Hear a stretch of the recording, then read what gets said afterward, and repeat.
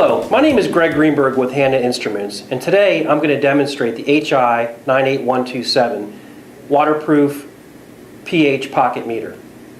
When you receive your instrument, it's going to come in a box that looks exactly like this. What's inside the box? Number one is the meter. Number two, calibration certificate. Number three, the electrode removal tool. And number four, and most importantly, the directions. Next, I'd like to show you some unique features of the 98127. First of all, it has an easy-to-read large LCD display. Simple 2-button operation. And one of my favorite features is the removable electrode. Now when I open up the meter, you're going to see two individual probes. Number one is the exposed temperature sensor, and number two is the pH electrode itself. With the tool that comes in the box, you're simply going to take the tool, you see the two notches, and it's an easy turn and twist operation. I'm going to turn, twist, take the other end of the tool, and again simply pull the electrode out of the meter. When I have my replaceable electrode, or replacement, I'm going to take my replacement and I'm simply going to put it back in the way it came out, turn and twist, lock it in place. Now let's turn the meter on. I'm simply going to push the mode button to turn the meter on, and the first thing I'm going to see is the battery indication level, which will tell me if the battery is fully charged. Next, we're going to see the pH reading, the temperature, and the stability indicator, which is a little clock that will go away when the meter is stabilized. Next, let's talk about calibration. Once I remove the meter from the box, it's very important to condition the electrode first. So what I'm going to do is I'm going to simply take the meter and I'm going to put it into a storage solution. In this case, it's Hanna Instruments HI98127. If you don't have a storage solution on hand, that's okay. You can use a buffer. I'm going to wait for 2 hours.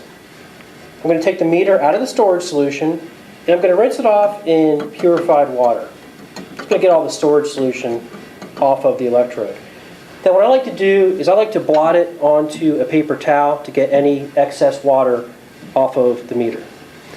Now we're ready to calibrate. I'm going to turn the meter on, put it back into its measurement mode, and then what I'm going to do is I'm going to hold the mode button down for 3 seconds until it gets into calibration mode. Now it's asking me, in this case, to use a number 7 buffer. Now it's recording. The meter is now done recording at number 7.